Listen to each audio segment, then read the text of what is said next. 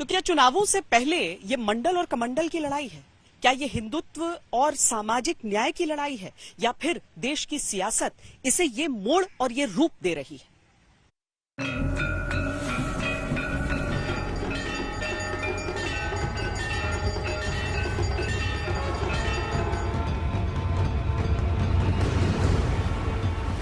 Dengue காய்ச்சல், malaria, corona இதையெல்லாம் நம்ம எதிர்க்க கூடாது. सनातन संस्कृति को समाप्त करने का ऐलान इंडिया अलायंस के लोगों ने किया है. मोदी जी को अगर और शक्ति मिलेगी देश में, फिर इस देश में सनातन धर्म की हुकूमत आएगी. जो सनातन नहीं मिटा था, बाबर और औरंगजेब के अत्याचार से, इन तुच्छ सत्ता परजीवी जीवों से क्या मिट पाएगा? You have the dignity of being a human being is not a religion according to me. Any religion. Vote bank की और तुष्टीकरण की राजनीति करने के लिए सनातन धर्म को समाप्त करने की बात की है. Hindu religion is the biggest menace not only to India, now it is a menace to the entire world. सत्ता के समीकरण साधने हैं तो सियासत करना राजनीति का धर्म है, लेकिन इस राजनीतिक धर्म का मर्म क्या है? वो वोट बैंक की पूरी पॉलिटिक्स के आवरण के पीछे छुपा है. सनातन धर्म पर आरोप प्रत्यारोप इसी रणनीति का हिस्सा है. 4.5 कदम नहीं चले और हमको पूछ रहे क्या किए. और ऐसे मोदी जी को अगर और शक्ति मिलेगी देश में, तो समझो फिर इस देश में सनातन धर्म की हुकूमत आएगी. இந்த இந்தியா என்பது ஒரு சனாதன கொள்கைக்கு எதிர்ப்பாக உருவாக்கப்பட்டிருக்கிற கூட்டணிதான் இந்தியா. எங்களுக்குள் கருத்து வேறுபாடுகள் இருக்கலாம், ஆனால் இந்த சனாதனத்தை எதிர்க்க வேண்டும் என்பதிலே யாருக்கும் எந்த வேறுபட்ட கருத்தும் இல்லை. இதிலே இருப்பவர்கள் எல்லாம் சமத்துவத்தை உருவாக்க வேண்டும்.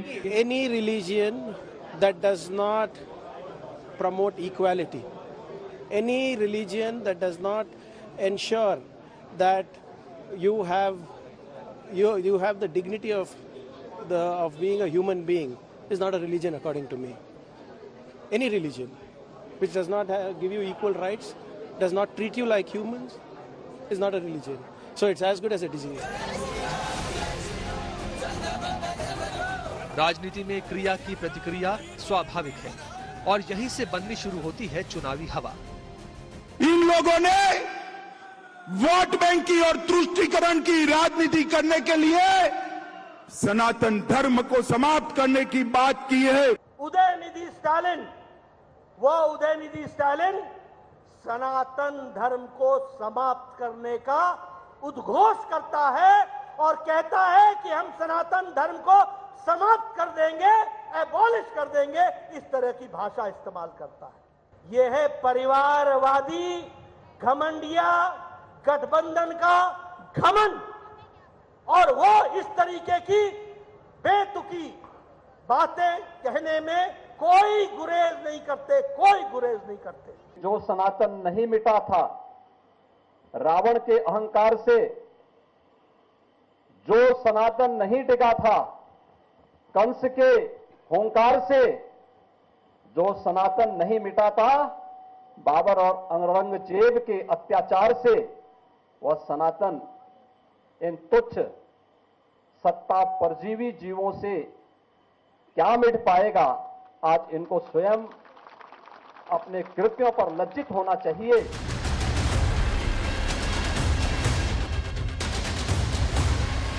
एक तरफ हिंदुत्व की छतरी के नीचे जातियों को जोड़े रखने की कवायद है, जिसमें बीजेपी काफी हद तक कामयाब हुई और इसी ताकत के साथ एक दशक से पूर्ण बहुमत के साथ केंद्र की सत्ता में भी है.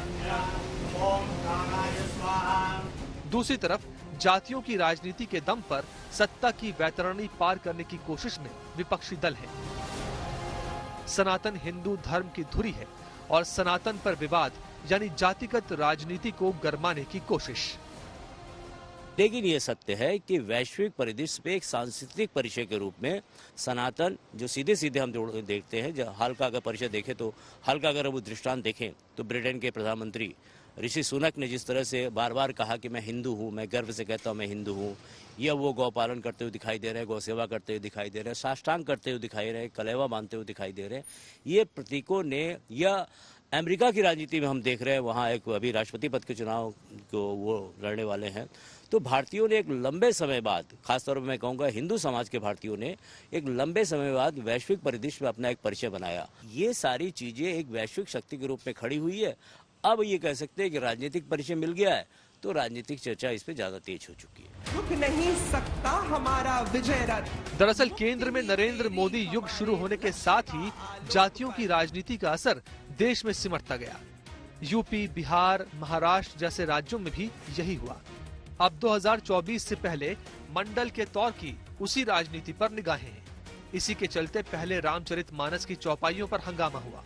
विवादित महाकाव्य तुलसीदास की रामचरितमानस, जिसमें इस देश की महिलाओं को प्रताड़ित करने, शूद्र समाज को अपमानित और प्रताड़ित करने, शूद्र समाज की तमाम जातियों को जात सूचक शब्दों का प्रयोग कर नीच और अधम कहने का काम करती है, उसका पाठ कराने का मतलब है यह सरकार देश के महिलाओं, आदिवासियों, दलितों और पिछड़ों को अपमानित करने की परिधर है। ये जो ग्रंथ हैं नफरत को बोने वाले, एक युग में मनुस्मृति, दूसरे युग में रामचरितमानस और तीसरे युग में गुरु गोवलकर का बंच ऑफ थॉट, ये दुनिया को नफरत, हमारे देश को, समाज को नफरत में बांटती है। अब सनातन धर्म के बहाने राजनीतिक वर्चस्व की लड़ाई को अगड़े वर्सेस पिछड़े का अखाड़ा बनाने की है। सन 47 के बाद मेरा मानना है कि बिस्मार्क ने जिस तरह जर्मनी का यूनिफिकेशन किया, जर्मनी का एकीकरण किया, निश्चित तौर पर भारत बहुत टूटन में था।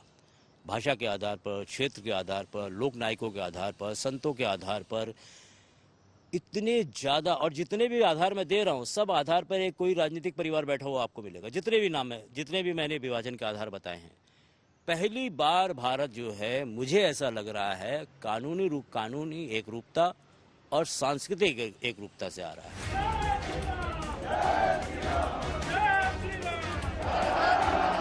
बयानों से मचे हंगामों के बाद आने वाले नए बयान सियासत की पूरी कहानी बयान कर देते हैं।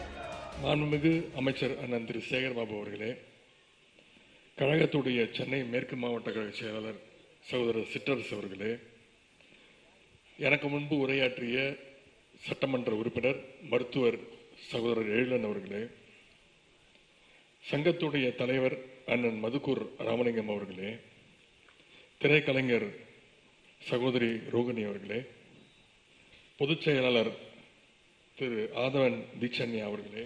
ஆனால் எனக்கு என்ன விந்தையாக இருக்கிறது என்றால், உதயநிதி ஸ்டாலின் அவர்கள் மென்மையாகத்தான் சொன்னார், மலேரியா போல டெங்கு போல ஒழிக்க வேண்டும் என்று.